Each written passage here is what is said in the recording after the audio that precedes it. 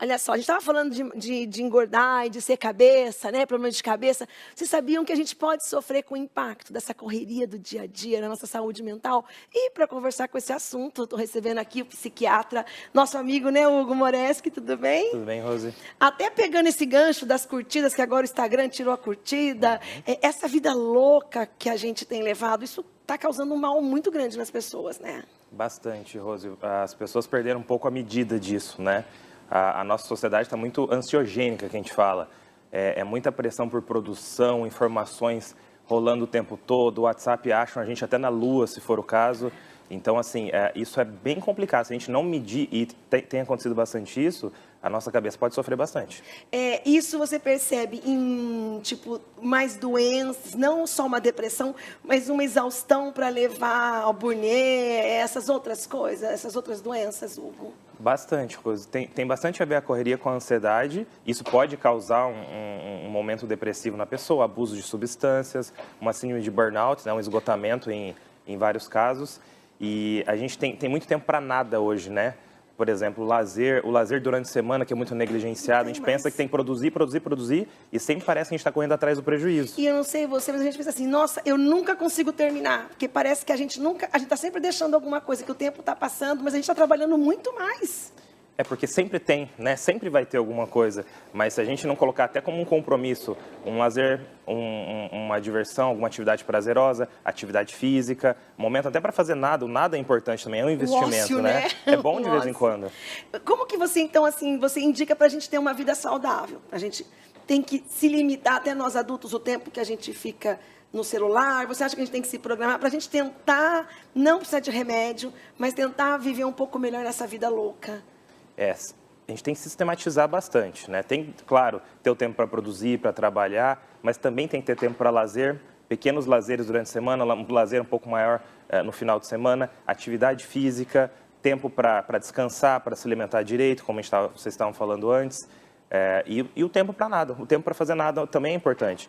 E se a pessoa vir que está passando um pouco da conta, que ela está sofrendo, por que não fazer uma terapia, dar uma organizada nas coisas, ter uma ajuda profissional para isso? Não necessariamente com uso de remédio, porventura até precise, mas às vezes até uma terapia ajuda a equalizar isso. Porque você às vezes não coloca as coisas para fora, ou às vezes você tá tão assoberbado que você não consegue enxergar uma coisinha muito simples que seria muito bom para te ajudar. Então, aí que entra o profissional para ajudar a gente, né, Hugo? É uma ajuda profissional que a pessoa é estudada, ela sabe daquilo e ela está fora daquele ambiente, né? Então, ver de fora é mais fácil, né? É menos difícil, porque a gente, no meio da situação, a gente acaba criando novos limites. Então, parece que é normal. Sempre tem um novo normal. É normal ficar sobrecarregado. Não é normal. Só que para a gente vira uma nova normalidade. Se você não está sobrecarregado, você acha que você está errado, não é isso? Você está para trás, está inferior aos outros, né? Você acha que o grande culpado disso foi a internet? Essa exposição, essa cobrança, essa agilidade, isso exacerbou isso, essa coisa da gente estar sempre ocupado? Eu acho que não exatamente a internet, mas o mau uso da internet, né? Eu acho que isso fica bem claro hoje em dia, né? E as coisas são muito descartáveis. Até sentimentos são muito descartáveis, né? A gente é tratado. Então, tudo tem um impacto muito grande. Uma notícia, alguém falou mal de você ali na rede social, já vira o impacto, é a pior coisa do mundo. Daqui a pouco isso já passa, já vira uma outra coisa. Então, fica rodando muito. E não tem aquela profundidade maior, como tinha antes até. Então, a gente está numa fase que passou um pouco da conta. A gente tem que fazer essa sintonia fina agora. Você acha que quem mais sofre com esse impacto? Os homens ou as mulheres? Porque as mulheres acabam tendo uma sobrecarga maior. Filhos, cuidado com a casa, né? Essa cobrança, assim, no seu consultório, você percebe que esse número ele atinge mais mulheres ou mais homens, Hugo? Eu acho que é diferente, Rose. Tem uma diferença. A mulher tem essa carga, esse terceiro turno, né, que a gente fala em casa muitas vezes, até pela sociedade ainda ser bastante machista, mas o homem também tem essa pressão pela potência, por ser provedor e tudo mais. Então, assim, as mulheres buscam mais ajuda. Né? Ainda Isso, né? Historicamente, ainda é. Mas, assim, o homem sofre bastante, só que muitas vezes ele guarda e só vai buscar ajuda quando o copo transborda realmente. Qual que você acha que é o primeiro sintoma que a gente tem que perceber para a gente procurar uma ajuda de um profissional? Assim, que a gente está sentindo?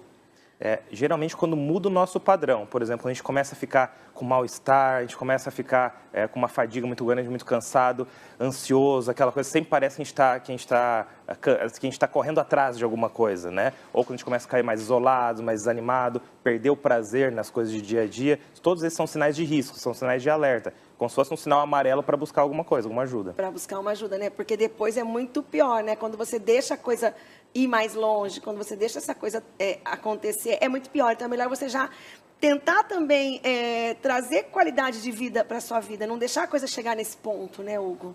O ideal é prevenir, mas se passar da prevenção, se a gente não conseguir segurar com a prevenção, que a gente reconheça rapidamente. Aí não chega, que tirar lá do fundo é mais difícil, né? Então tirar da superfície. E a gente percebe que as crianças estão se tornando uns adultos, porque na nossa época a gente não tinha isso. O WhatsApp é coisa de 9 anos, 8 anos, né? Mas as crianças aí com 10 anos já estão no WhatsApp, já estão com celular, e isso também vão criar adultos, acho que com mais problemas do que a nossa geração foi adulta, né? E o relacionamento interpessoal perdeu um pouco, né, assim, essa essência. O bom é que muita gente está falando disso hoje, muita gente está se preocupando. Então, eu acredito que daqui a pouco vai ter um movimento um pouco inverso, uma correção desse exagero que está sendo agora. Eu até queria te perguntar como médico, né? Porque o Instagram acabou tirando as curtidas, de mostrar as curtidas e alegando que algumas pessoas estavam com problemas de saúde mental por conta... Né? Você acha que realmente é isso? Isso aí pode afetar mesmo? Ou eles estão usando isso como subterfúgio para alguma outra coisa? Você acha que essas curtidas realmente... eu tenho 1000 curtidas, você tem 200. Isso causa um mal mesmo? Tem bastante, Rosa. Até pode ter estratégia comercial também, mas eu vejo muito isso no consultório, né? Tive poucas curtidas, tive pouca aprovação, alguém falou mal de mim no Twitter. Eu já tive alguns pacientes adolescentes que até tentaram suicídio depois que tiveram alguma coisa de reprovação no Twitter, por exemplo. Uma coisa que aparentemente seria superficial, teve um impacto muito grande. Então tem muito isso, questão de autoestima, de comparação, de competição. Então tem sentido isso, tem sentido sim. É porque quando a pessoa, a gente sabe de onde a gente está, que a gente está fazendo legal, isso não influencia na vida da gente. Para mim, se uma pessoa tem mais curtida ou tem menos, isso para mim não faz diferença. Mas para muita gente isso pode ser um mal muito grande, porque é um sinal de aprovação, vamos dizer assim, né? Eu te aprovo, eu te curto, eu estou te aprovando. Eu não curto, eu não estou te aprovando. As pessoas transferem muito isso, né? Como se as redes sociais fossem a realidade, né? E sempre é uma comparação injusta, porque você está comparando, ninguém coloca a parte difícil, né, na rede social. Então, você está comparando o ideal, o que está idealizado da outra pessoa com o seu real. Porque o seu real, a sua vida, você sabe, os defeitos, as dificuldades. Então, você está tendo uma comparação, sempre você vai sair perdendo, sempre, né? Então, acho que também, né, tentar olhar o que a gente tem de melhor também, né? E não se comparar tanto. Acho que também atividade física, uma boa alimentação, né? Mas também se olhar, se autoconhecer, não é? Eu tenho essas qualidades, eu tenho esses defeitos. Eu acho que isso também contribui para uma boa saúde mental, né? Certamente, isso começa de berço, né? Começa dos pais ter essa preocupação com a essência, com esses cuidados um pouco mais profundos, para a gente sair só da superficialidade do que é mais fácil, geralmente, né? O nome de quem perguntou? Veio uma pergunta assim, se eu sou adolescente, eu começo a tomar remédio, eu vou ter que tomar para a vida toda ou tem que tomar acompanhando de um tratamento e chega uma fase que para? Geralmente não tem que tomar para a vida inteira, geralmente, principalmente se é relacionado à ansiedade, à depressão, a não ser em casos raros, não tem que usar a vida inteira. A não ser também em outros casos, assim, alguns transtornos tipo esquizofrenia, transtorno bipolar, que daí são casos à parte. Mas, em geral, quem está usando por muitos anos medicação está usando errado, porque tem medo de tirar e às vezes voltar. Viciou, né? E dependendo da medicação, se for geralmente os faixa preta, vicia, realmente. Às vezes acaba nem fazendo mais aquele efeito, você está tomando, porque é mais uma necessidade, muitas vezes você está tomando. Hugo, a mãe de um adolescente, como que ela pode perceber o primeiro sintoma que uma internet ou alguma outra coisa está afetando, que ele precisa de uma ajuda? Geralmente, se esse adolescente fica diferente do padrão dele. E geralmente é aquilo de isolamento, irritação, um aumento de ansiedade, não querer mais fazer as coisas que fazia, não ter prazer nas coisas que tinha prazer antes, quando fica diferente. E os pais geralmente sabem. Geralmente sabem. Né? Quando muda o padrão, tem alguma coisa ali. né? Ou alguma coisa que aconteceu, alguma coisa aguda, ou o acúmulo, né? Que muitas vezes acontece. E é bom a gente ficar atento, porque as gerações mais antigas, tipo meu pai, algumas pessoas assim, ai, depressão é frescura. E a gente sabe que não é, a gente sabe que é doença. Mas, assim, essas gerações mais antigas, eles olham assim, ai, tá fazendo o corpo mole. E ao invés de oferecer uma ajuda para a pessoa, né?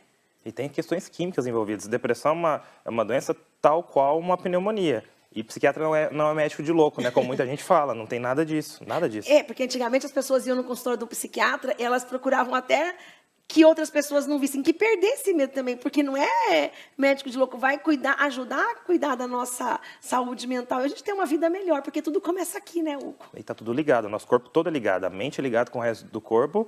E o que mais tem em consultório é ansiedade, depressão, então não tem isso, esse estigma. E o bom é que o pessoal está perdendo isso, mas ainda tem bastante, ainda tem bastante. Ainda tem, eles vão perder isso, né, Hugo? Vamos e se autoconhecer, né? E se ver, se olhar e ver o que você tem de bom. Não olhar o que o outro tem, mas o que você tem, né? Eu acho que a partir do momento que você começa a se conhecer, e eu acho que você começa a mudar um pouco, né, a tua cabeça também. Certamente, certamente isso é bem importante, isso é bem importante. Né? A gente se amar mais, né? O tal do amor próprio, né? Hugo, obrigada pela sua presença. Não fica tanto tempo sem vir aqui, viu? Pode deixar, prometo.